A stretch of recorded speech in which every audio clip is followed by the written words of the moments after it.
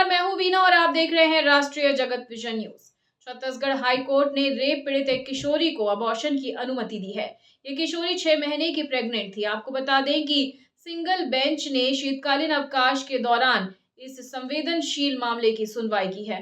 आइए आपको दिखाते हैं क्या है पूरा मामला। छत्तीसगढ़ हाई कोर्ट की सिंगल बेंच ने रेप पीड़ित किशोरी का अबॉर्शन कराने की अनुमति दी है। जस्टिस पीपी साहू ने 22 दिसंबर को शीतकालीन अवकाश के बीच संवेदनशील मामले की सुनवाई की। कोर्ट ने मेडिकल बोर्ड की रिपोर्ट के आधार पर रायपुर स्थित डॉक्टर BR अंबेडकर मेमोरियल अस्पताल और पंडित जवाहरलाल नेहरू मेडिकल कॉलेज को निर्देश दिया है कि विशेष चिकित्सकों की निगरानी में पीड़िता का गर्भपात करवाया जाए।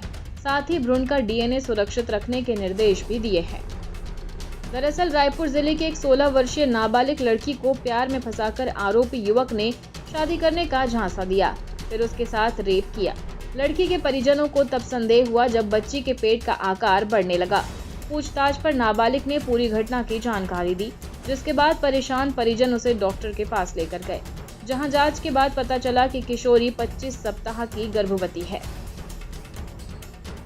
पीड़ित लड़की ने अपने परिजन के माध्यम से हाई कोर्ट में गर्भपात कराने के लिए अनुमति देने की मांग करते हुए याचिका लगाई। कोर्ट ने 19 दिसंबर को BR अंबेडकर अस्पताल और JNM मेडिकल कॉलेज को नोटिस जारी कर मेडिकल रिपोर्ट पेश करने के निर्देश दिए थे। रिपोर्ट में स्पष्ट किया गया कि गर्भपात से पीड़िता को कोई गंभीर चिकित्सकीय जोखिम नहीं है। मेडिकल रिपोर्ट आने के बाद मामले की गंभीरता को देखते हुए शीतकालीन अवकाश के बावजूद सोमवार को विशेष कोर्ट गठित कर इस मामले की सुनवाई की गई। जस्टिस पीपी साहू ने याचिका स्वीकार करते हुए गर्भपात कराने की अनुमति दे दी है। हाईकोर्ट ने अपने आदेश में कहा है कि दुष्कर्म पीड़िता को यह आज़ादी और अधिकार मिलना चाहिए कि वो स्वयं तय करे कि वो गर्भावस्था जारी रखना चाहती है या फिर उसे समाप्त करना चाहती है। कोर्ट ने कहा कि याचिकाकर्ता की गर्भपात की अनुमति मांगने वाली याचिका स्वीकार की जाती है।